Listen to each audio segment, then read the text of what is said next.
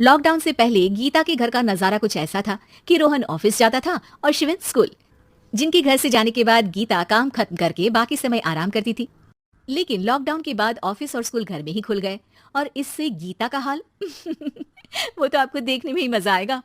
शिविन, ओ शिविन, महाराज उठने के लिए क्या 21 तोपों की सलामी लेंगे? अरे बिस्तर से बाहर निकल, ऑनलाइन क्लास स्टार्ट होने वाली है। अरे तुम भी हद करती हो, स्पीकर की तरह चिल्लाने की क्या जरूरत है? दिख नहीं रहा मेरी कॉन्फ्रेंस चल रही है। अब कैमरा और स्पीकर ऑन कर रहा हूं, मुझे कोई शोर नहीं चाहिए। इस पर जैसे ही रोहन लैपटॉप का कैमरा और स्पीकर ऑन करता है तभी कुकर की सीटी बजती है। करा लो अब इसे चुप, लॉकडाउन नहीं हुआ, मेरी मौत का फरमान जारी हो गया। दोनों बाप बेटे ने नाक में दम किया हुआ है। ऐसा बोलकर गीता वहां से शिविन के कमरे में पहुंच जाती है, जहां शिविन अभी भी सो रहा होता है। ओ आलसी, अब अगर 5 मिनट में नहीं उठाना तो आज तेरा गेम और यूट्यूब कैंसिल। माँ की बात सुनकर शिविन बिना 1 मिनट गंवाए उठ खड़ा होता है। उठ गया, अभी नहाकर भी आता हूँ। ये नाटक कहीं और, मुंह पर गीला कपड़ा मार और पढ़ने बैठ। शिविन की ऑनलाइन क्लास स्टार्ट हो जाती है, जिस पर गीता उसे वहां बिठाकर रसोई में चली जाती है। थोड़ी देर में उसे कमरे से कुछ आवाज सुनाई देती है, जिसे सुनकर वो कमरे में वापस आती है। हाय राम, तुझे क्लास अटेंड करने के लिए बोला था, कैमरा ऑफ करके बिस्तर पर नाचने के लिए नहीं बोला था। मम्मी मुझे कुछ समझ नहीं आ रहा, आप बाद में पढ़ा देना ना, वैसे भी अटेंडेंस तो लगी गई है। हाँ बेटा, जरूर बन जा, तू अभी से हम सबका बाप बन जा। अरे नहीं मतलब कहाँ से लाते हो इतना दिमाग, और पढ़ाई करते हुए ये चला कहाँ जाता है?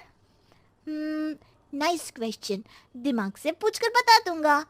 शिविन की बातों से परेशान होकर गीता उसे मारने के लिए जैसे ही आगे बढ़ती है तभी वो कमरे से बाहर भाग जाता है।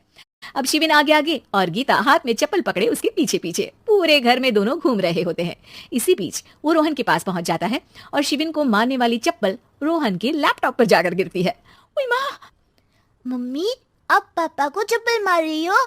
वो आज तक के रिपोर्टर, चुपचाप जाकर क्लास अटेंड कर ले, नहीं तो अगली तेरे पीछे लगेगी। इस पर शिविन वहां से चला जाता है, जिसके बाद रोहन गीता से कहता है, इस सर्कस के लिए कुछ बोलना चाहोगी? अरे क्या करूं, जब से तुम दोनों घर में रहने लगे हो घर अपने आप ही सर्कस बन गया है और मैं तुम्हारी नौकर। कभी बेटी को संभालो तो कभी बाप के नखरे उठाओ। इन्हीं सब उथल पुथल में दिन बीतते रहते हैं, जिसमें हर रोज घर के अंदर कुछ नया सियप्पा खड़ा मिलता है, जो ज्यादातर शिविन और रोहन की ऑनलाइन स्कूल और ऑफिस से रिलेटेड ही होता है। एक सुबह, शिविन चल उठ, आज की क्लास जल्दी है। कैमरा ऑफ करके आप अटेंड कर लो। अरे ऐसे छित्तर पड़ेंगे, दादी नानी सब एक साथ याद आ जाएंगी। गीता की लाख मशक्कतों के बाद क्लास तो खत्म हो जाती है, लेकिन उसके बाद शिविन फोन इस्तेमाल करते हुए इंस्टाग्राम रील बनाने लगता है। रसोड़े में कौन था? तुम थी, मैं थी, कौन था? कौन था? हाँ, मैं गरीब हूँ। अरे ओ गरीब के बेटे, आजा, मैं बनाती हूँ तुझे गरीब। मैं बताती हूँ रसोड़ी में कौन था। पढ़ाई करने बोलो तो इनकी माँ मर जाती है और ये पागलपंतियां जितनी मर्जी करा लो।